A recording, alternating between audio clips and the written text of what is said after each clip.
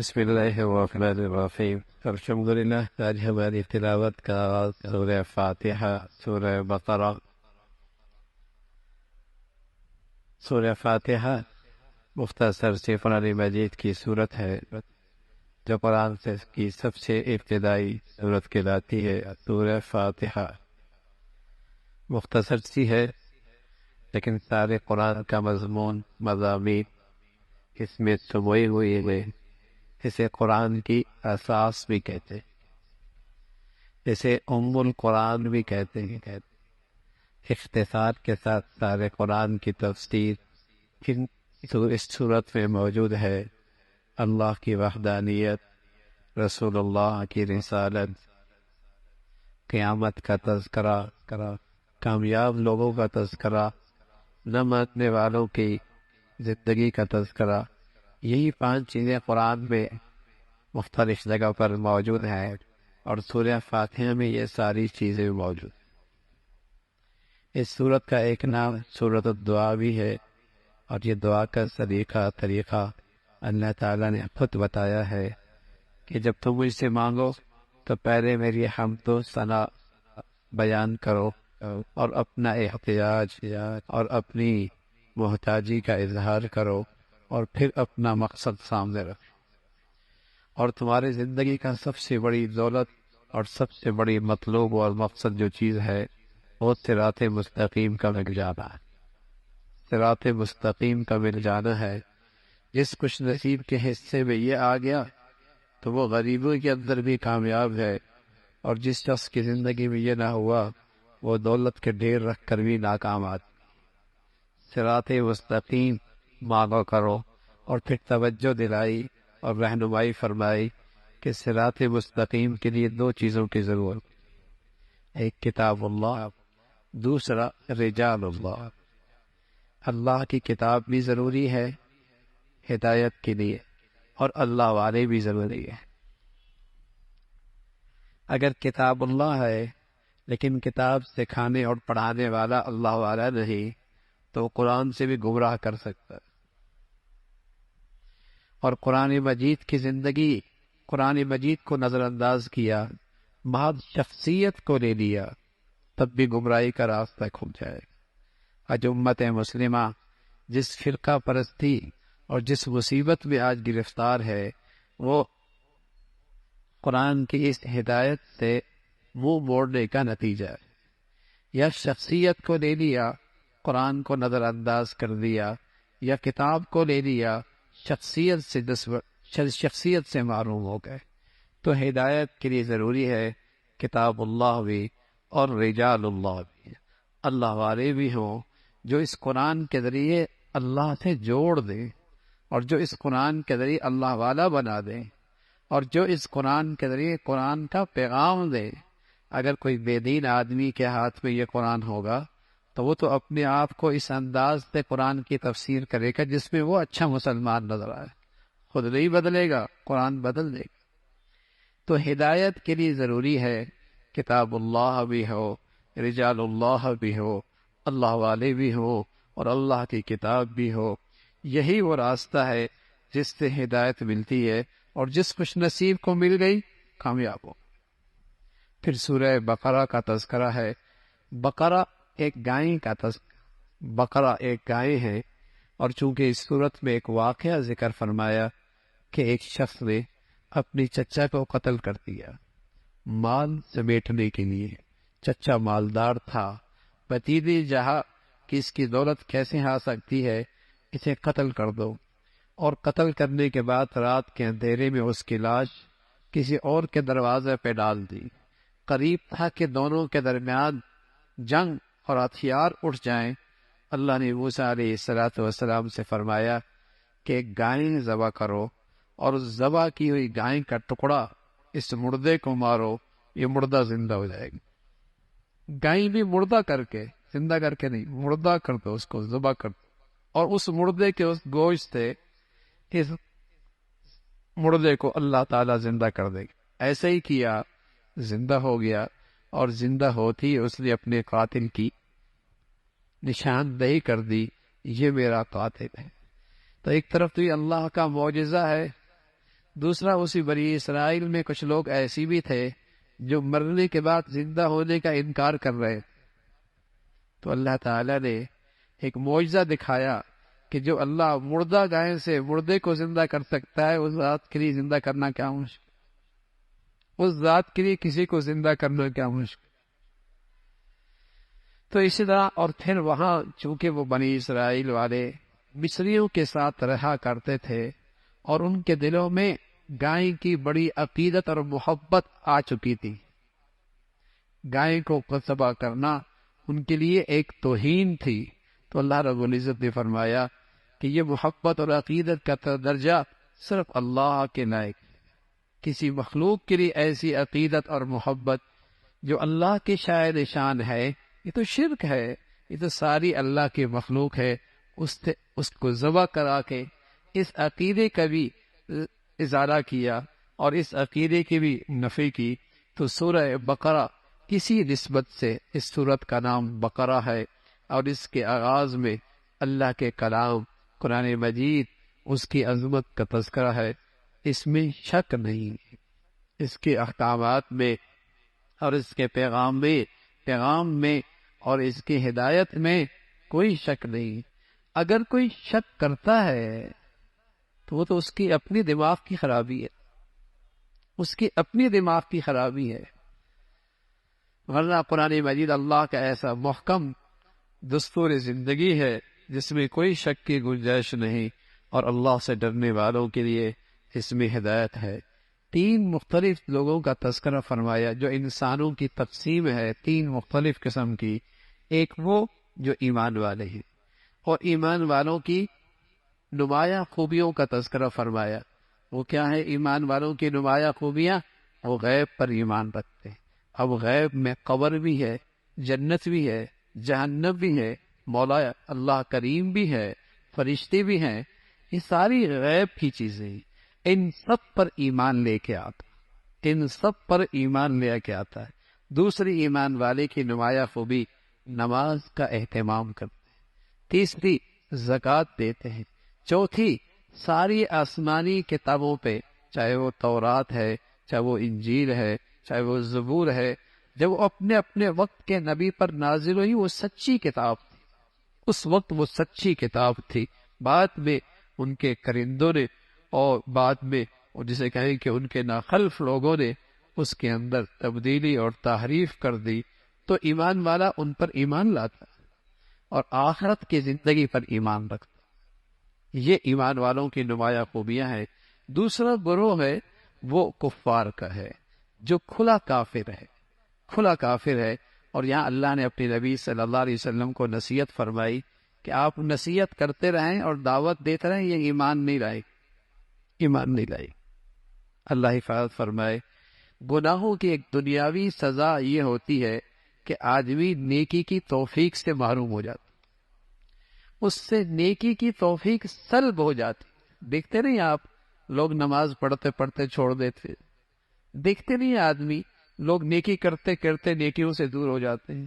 دیکھتے نہیں اللہ کا فرما بردار تھا پر اللہ کی نافرمانی کی طرف بڑھتا ہی چلا جا رہا. کیوں؟ کوئی ایسی گناہ کی نحوست ہوتی ہے جو اسے نیکی سے دور کر دیتی، جو اسے نیکی سے دور پھینک دیتی. زبان سے کی، دل سے کی، کان سے کی. اس گناہ کی ایک نحوست اس دنیا میں یہ ہے کہ نیکی کی توفیق سے آدمی سلب ہو جاتا ہے، ان سے طلب ہو جاتی ہے. یہ کفار ایسے تھے کہ ان کے دل پہ اللہ نے ان کی بدی کی وجہ سے مہر لگا دی. لیکن ساتھ یہ بھی فرمایا کہ ناصح اور نصیحت کرنے والا، اگرچہ سامنے والا نصیحت قبول نہ کرے، نصیحت کرنے والے کو ہر حال میں نفع ہی نفع. کوئی نہیں مانتا تو نہ مانے، لیکن یہ اللہ کے لیے اگر نصیحت کرے گا اس کی کمائی پوری ہوگی، اس کا اجر و ثواب میں کوئی کمی نہیں ہوگی. ٹھیک ہے جسے نصیحت کر رہا ہے اس نے کوئی نہیں ماننا، لیکن ناصح کی کمائی میں کوئی فرق نہیں آئے گا، اس کے اجر و ثواب میں کوئی فرق نہیں آئے گا. اور تیسرا گروہ منافقین کا ہے، اور ان کی نمایاں خوبی، ان کی نمایاں عادات کا تذکرہ فرمایا کہ وہ دوغلا پن اختیار کرتے ہیں. وہ ظاہر کے کچھ اور ہوتے ہیں، باطن کے کچھ اور ہوتے ہیں. ان کے 2 رخ ہوتے ہیں. کہیں بیٹھ کر کچھ بات کرتے ہیں اور کہیں جا کر کچھ بات کرتے ہیں۔ ان منافقین کی ایک نمایاں خوبی ہے، وہ بڑے جھوٹے ہوتے ہیں، وہ بڑے جھوٹے ہوتے ہیں، اور ان کی یہ نمایاں خوبی ہے کہ وہ دین کا اور اہل دین کا مذاق اڑاتے ہیں۔ اور ان منافقین کی ایک نشانی یہ بھی ہے کہ وہ اپنے آپ کو بہت ہی عقل مند سمجھتے ہیں، حالانکہ قرآن کہتا ہے بڑے ہی احمق ہوتے ہیں۔ اپنے خیال میں وہ اپنے آپ کو بہت ہی عقل مند سمجھتے ہیں، اور جو دین والے ہوتے ہیں، اور خاص طور پہ دین والے وہ جو غریب ہو اور دنیاوی لحاظ سے ان کی کوئی حیثیت نہ ہو، انہیں وہ بہت معمولی اور حقارت کی نظر سے دیکھتے ہیں۔ یہ منافقین کی نمایاں خوبی ہے، اس کا تذکرہ فرمایا کہ یہ دین کا یوں مذاق اڑاتے ہیں اور اہل دین کا یہ مذاق اڑاتے ہیں، اور یہ جھوٹے ہوتے ہیں، اور دوگلا پن ان کا مزاج ہوتا ہے، اور یہ دو رخ والے ہوتے ہیں، کہیں کچھ کہتے ہیں کہیں کچھ کہتے ہیں، اور یہ تکبر میں مبتلا ہوتے ہیں۔ اپنے بارے میں ان کا خیال ہے کہ ہم ہی سب سے بالا تر ہیں اور ہم ہی سب سے زیادہ عقل مند ہیں، اور خصوصاً جب غریب دیندار ہو تو ان کو بڑی حقارت کی نظر سے دیکھتے ہیں، اس کا تذکرہ فرمایا۔ پھر اللہ رب العزت کی توحید کا تذکرہ ہے، اور اللہ کی وحدانیت اور بڑائی کا تذکرہ ہے، اور بہت سادگی کے ساتھ اللہ کی توحید سمجھائی گئی۔ زمین و آسمان میں اللہ کے قدرت کی ایسی نشانیاں ہیں، ذرا سی بھی عقل ہو تو اللہ کی وحدانیت سمجھ میں آ جائے۔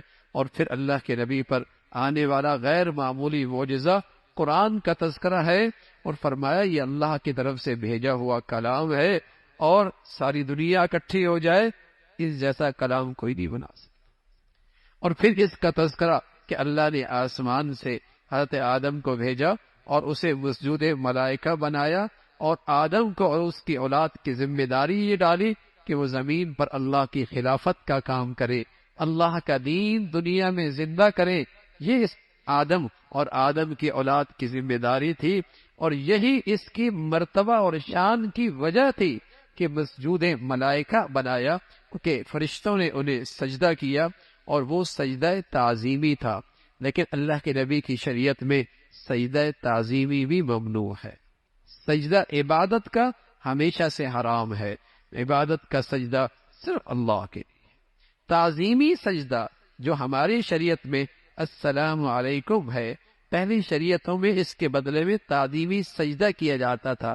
فرمایا اس امت میں وہ تعظیمی سجدہ بھی حرام ہے، عبادت کا سجدہ بھی حرام اور تعظیم کا سجدہ بھی اس امت میں حرام ہے۔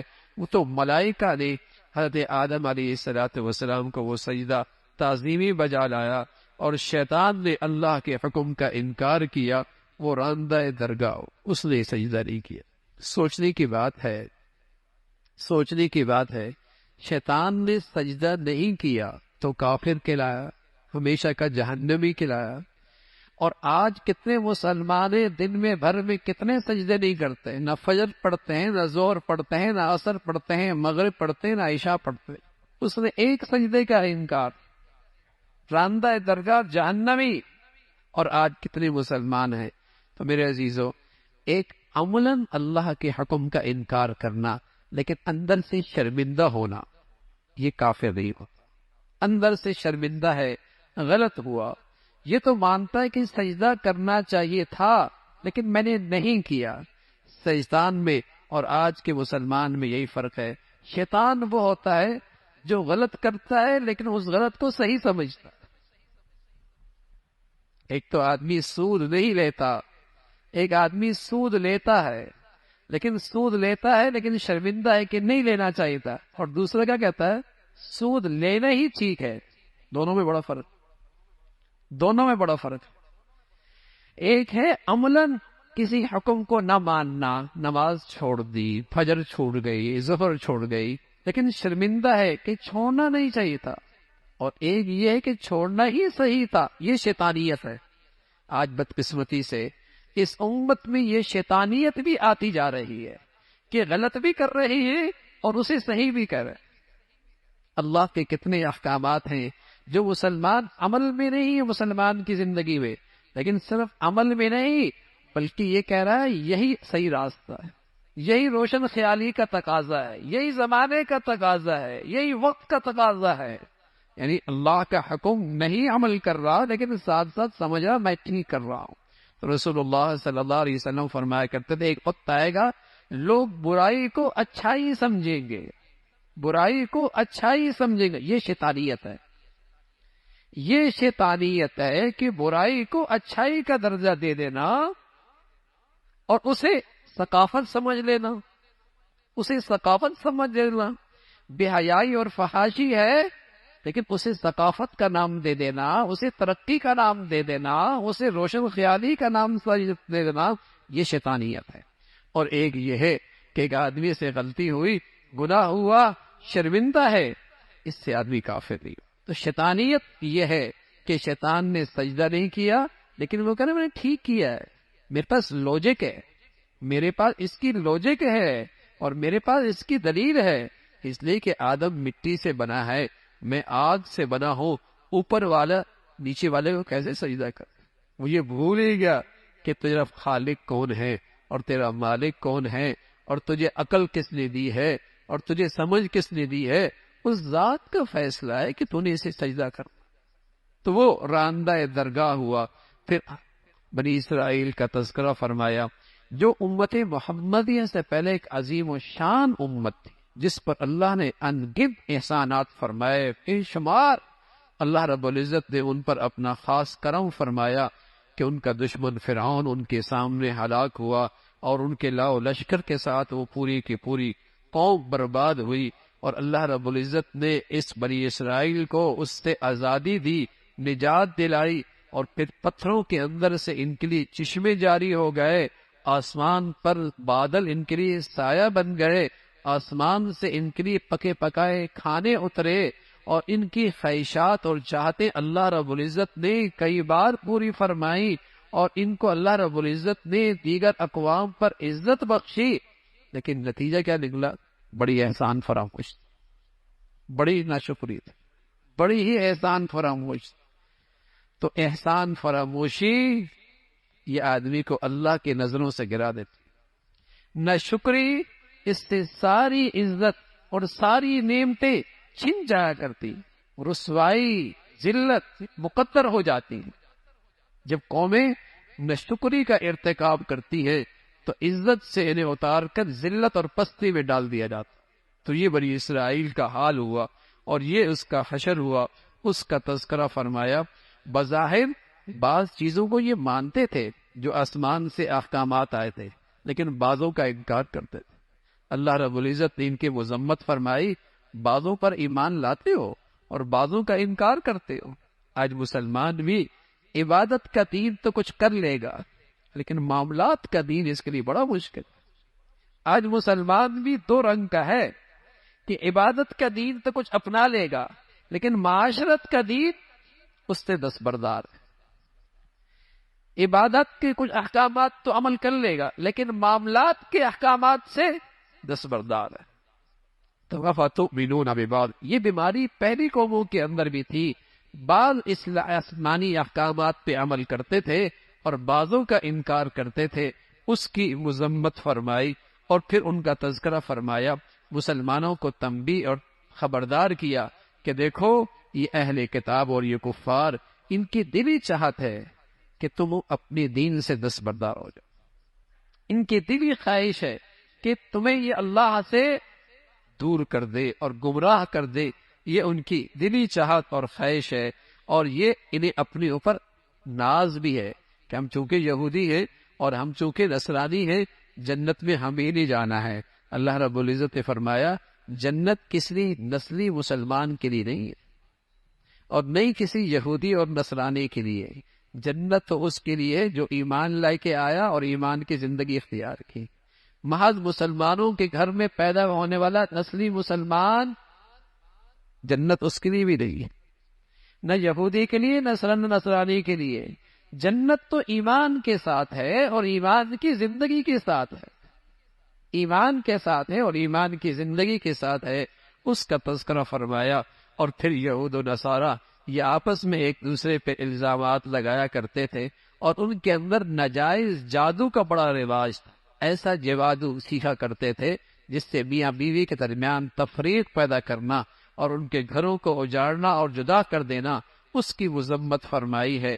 اور پھر حضرت ابراہیم علیہ الصلوۃ والسلام کا تذکرہ، اللہ نے ابراہیم علیہ الصلوۃ والسلام کا جو وہ مرتبہ عطا فرمایا، فرمایا ابراہیم بہت سارے امتحانوں میں کامیاب ہوئے، ان کی زندگی میں بڑی بڑی آزمائش اور امتحانات آئے، لیکن یہ ہر امتحان میں پورا اترے اور اللہ کی رضا میں اپنے آپ کو ہمیشہ سرخم تسلیم کیا، اس کا تذکرہ فرمایا۔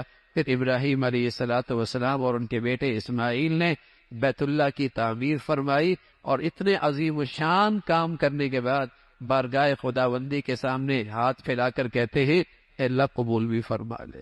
اچھے اور نیک آدمی کی یہی شان ہوتی ہے، بڑے سے بڑی نیکی کرتا ہے لیکن اپنے خیال میں اسے بڑی نہیں سمجھتا، اللہ سے کہتا ہے اب قبول کر لے تو مولا تیری مہربانی ہو، اب تو قبول فرما لے تو تیری مہربانی ہوگی۔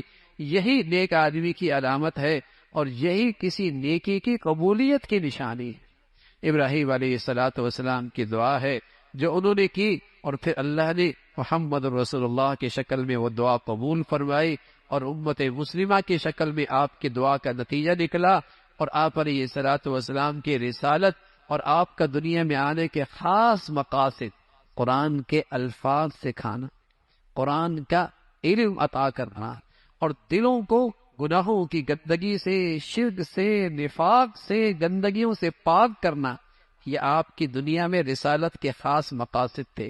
اس لیے وہ بڑے نادان ہیں جو یہ کہتے ہیں صرف قرآن کے الفاظ پڑھنے پڑھانے سے کیا فائدہ۔ وہ بڑے نادان ہیں جو یہ سمجھتے ہیں کہ صرف قرآن کے الفاظ پڑھنے پڑھانے سے کیا فائدہ۔ نبی علیہ الصلوۃ والسلام دنیا میں صرف الفاظ پڑھانے کے لیے بھی آئے تھے، اس لیے کہ قرآن کے الفاظ ایک نور ہے جو اللہ کے اندر سے نکلا، جس کی زبان پہ آیا گویا کہ اس کی زبان پہ اللہ کا نور آیا۔ اللہ نے بغیر سمجھے بھی اس کے اندر نور رکھا ہے اور اس کا اجر و ثواب رکھا ہے۔ ہاں، سمجھنا اور سیکھنا کسی نیک اور اللہ والے سے یہ بڑی سعادت کی بات ہے، لیکن ساتھ ساتھ اخلاق کی تربیت بھی ہو، ساتھ ساتھ اخلاق کی تربیت بھی ہو، یہ بھی اللہ کے نبی صلی اللہ علیہ وسلم کے مقاصد نبوت میں سے تھے۔ اور پھر فرمایا ایک ماں باپ اپنی اولاد کو سب سے بڑی جو دولت دے سکتے ہیں وہ دین اور دین کی تربیت ہے۔ ایک ماں باپ جو اپنی اولاد کو سب سے بڑی دولت دے سکتے ہیں وہ دین اور دین کی تربیت اور اخلاق کی تربیت ہے۔ یہ کسی اولاد کو مل گئی تو باپ کی طرف سے بڑا تحفہ اور بڑی دولت مل گئی، اور کسی کی اولاد کو یہ دولت مل گئی تو اس ماں باپ کی خوش نصیبی کہ اللہ نے اس کی اولاد کے لیے اس دولت کو مقدر فرمایا، یہ بڑی دولت ہے۔ اسی کا تذکرہ کہ پیغمبر بھی اپنی اولاد کے لیے دین کی اور اخلاق کی تعلیم اور تربیت کی فکر کیا کرتے تھے۔ دنیا سے جا رہے ہیں تو انہیں اپنی اولاد کی فکر کیا ہے کہ میرے مرنے کے بعد کئی دن دین سے دور تو نہیں ہو جاؤ گے۔ دنیا سے جاتے جاتے بھی انہیں اپنی اولاد کی یہی فکر کھائی جا رہی، حالانکہ پیغمبر کا گھر ہے، اور پیغمبر بھی ایسا جس کے والد بھی نبی، جس کے دادا بھی نبی، جس کے چچا بھی نبی، بتائیے کتنا پاکیزہ خاندان ہوگا، لیکن پھر بھی اسے فکر ستا رہی ہے کہ دین پہ زندگی گزارنا۔ اور اب تو میرے بچے اور بچیاں ایسے ماحولوں میں جاتے ہیں جہاں ان بیچاروں کو کلمہ بھی کوئی نہیں آتا، جہاں ان کو قرآن کے الفاظ بھی کوئی نہیں آتے، جہاں انہیں اللہ اور اللہ کے رسول کا کہیں نام بھی نہیں سنائی دیا تھا، بلکہ انہیں دین اسلام سے بیزار کیا جاتا ہے۔ لیکن بدقسمتی ہے آج کا مسلمان اس بے دینی کے ماحول میں بھی اپنے اولاد کے معاملے میں فکر مند نظر نہیں آتا، فکر مند نظر نہیں آتا۔ تو دور اندیشی اور عقل مندی یہ ہے کہ اپنی اولاد کی دین اور اخلاق کی تربیت ہمیشہ نصیب ہو۔ پھر فرمایا اللہ کے دین کا ایک رنگ ہے، اگر یہ آ جائے تو وہ رنگ اس کی زندگی میں نظر آتا ہے، وہ اس کی زندگی میں نظر آتا ہے۔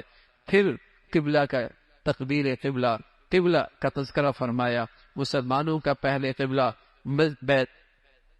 بیت المقدس تھا، پھر حضور علیہ الصلوۃ والسلام کی دلی چاہت تھی کہ ابراہیم علیہ الصلوۃ والسلام کا جو قبلہ بیت اللہ ہے وہ میرا بھی اور میری امت کا ہو۔ اللہ رب العزت نے وہ چاہت اور وہ خواہش آپ کی پوری فرمائی، بیت اللہ آپ کا قبلہ ہوا۔ اس پر یہودیوں نے بڑا پروپیگنڈا کیا کہ پہلے کی نمازیں ٹھیک ہیں یا اب کی نمازیں ٹھیک ہیں، تو اللہ رب العزت نے فرمایا پہلے بھی اللہ کے حکم کی تعمیل ہو رہی تھی، اب بھی اللہ کے حکم کی تعمیل ہو رہی ہے۔